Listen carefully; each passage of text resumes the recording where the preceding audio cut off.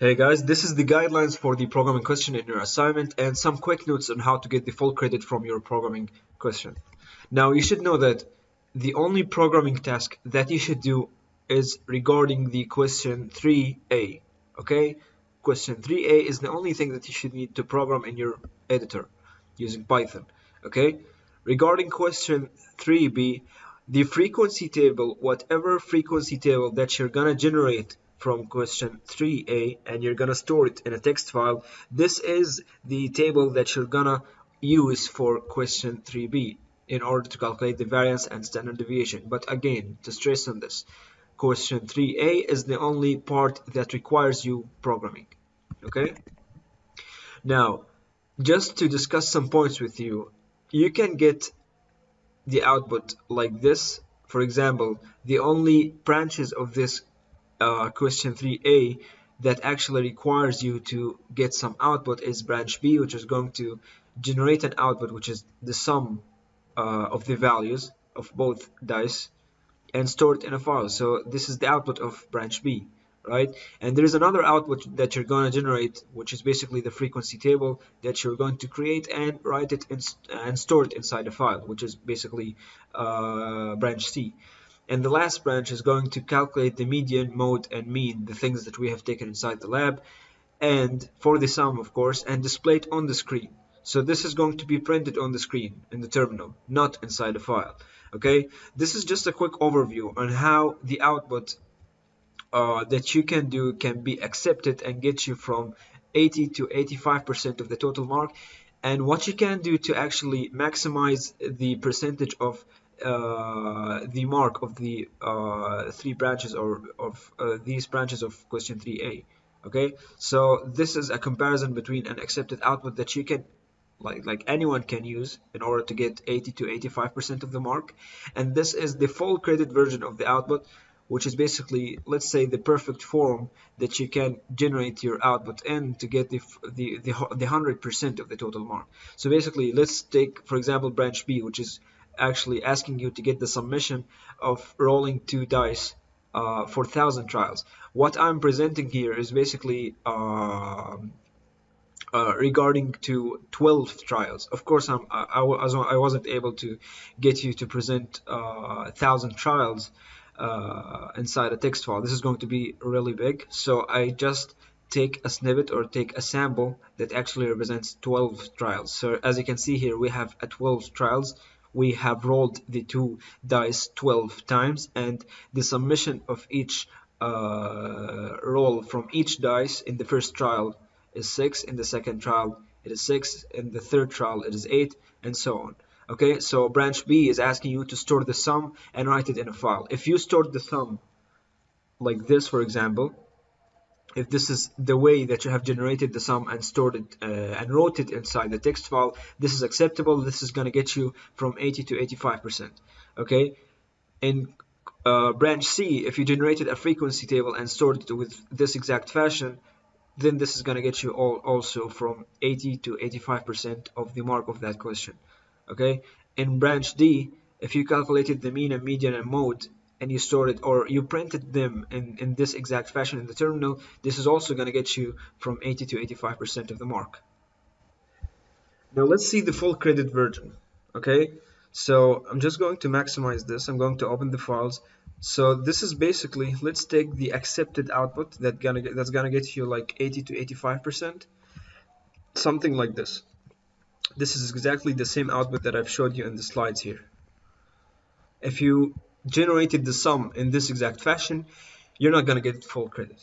Okay, so the full version or the full credit of the sum that you can generate is something like this. If you have generated your sum and stored it in a file in this exact fashion, and remember these are the trials of 12 rolls or 12 trials or 12 tosses. Okay, remember that your file should actually include 1,000 trials. Alright, so if you have generated the output in this exact way, this is gonna get you the full credit or 100% of the program mark. Okay, if you look closely here, you're gonna see that on the left hand side we have the column that represents the number of trial. Notice that here we have like 12 trials. in the programming question that you're gonna do, you should have 1,000 trials. In the second column, we have the trial itself, represented as a tuple, as you can see. Each trial includes the rolling of 2 dice. So for example, this is the rolling of dice 1 and this is the rolling of dice 2. And in the third column, we have the summation of the faces that we have generated from rolling both dice from each trial, from each row. So for example, in this row or in this trial, we have generated 2 faces, 1 and 5, so the summation is going to be 6. In the second trial, we have generated the rolling of the first dice to be 3 and the rolling of the second dice to be 3, so the summation is going to be 6. So bottom line, this is the shape that you should have if you want to get full credit in the branch B of the question. Okay. Regarding the branch C, which is basically generating the frequency table, if you look closely, this is basically the same thing as what we're having here on the accepted output comparison on the left hand side, but I've just added a header there telling that this is the frequency table and some equal signs. The more that you have put some effort in your output that you're generating, the more credit you get. And finally, branch D, which is actually calculating the median, mode, and mean, and displays it to the screen. If you could display it to the screen, which is the terminal, and as well display it or store it in a file, then this is gonna guarantee you that you're gonna get the full credit in that question.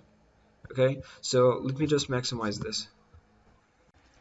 For example, this is an accepted output that you can do, but this is not gonna get you full credit.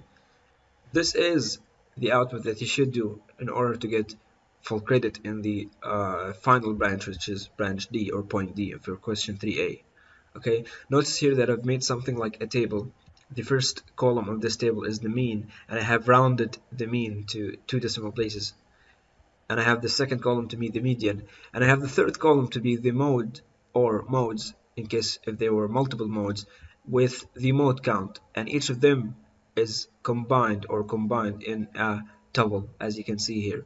So if you have multiple modes, the mode and its count is going to be presented in a row under or beneath this column. Another tuple which contains the mode and its count that is going to be presented under this column. If you have a third mode and a fourth mode, a fifth mode, etc., these modes are going to be stacked together to actually be under this column that is modes and mode count.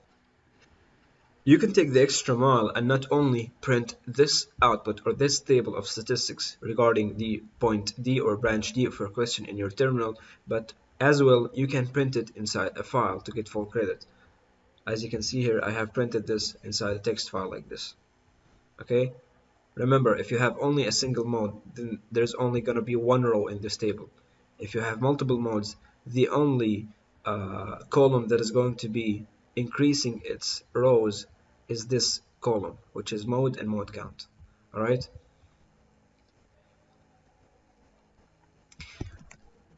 That was regarding the output. Regarding the program structure, you should follow a modular approach. And when you hear the word modular, as I told you inside the lab, you should know that you should utilize the use of function. Okay, the more that you have utilized the use of functions, the greater the credit you get.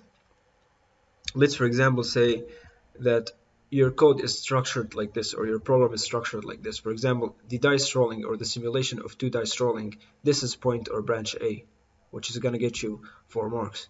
Another function that represents branch B, which is basically writing the sum in a file, which is basically takes 4 marks.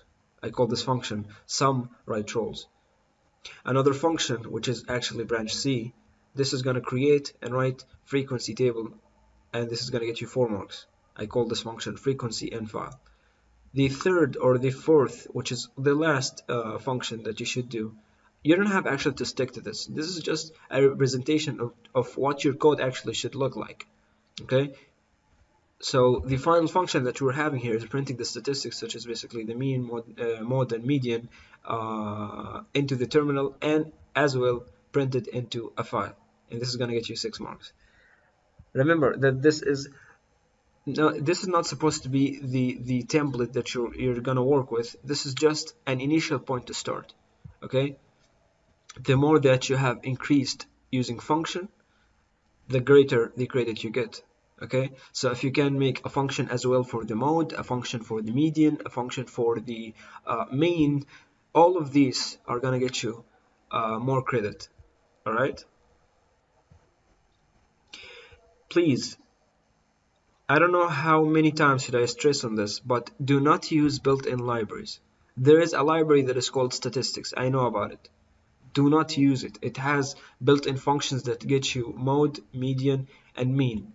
I don't want you to use it. If I saw someone using these kind of functions, I will, I'm sorry about this, but I won't be able to give him credit on that because he didn't do anything.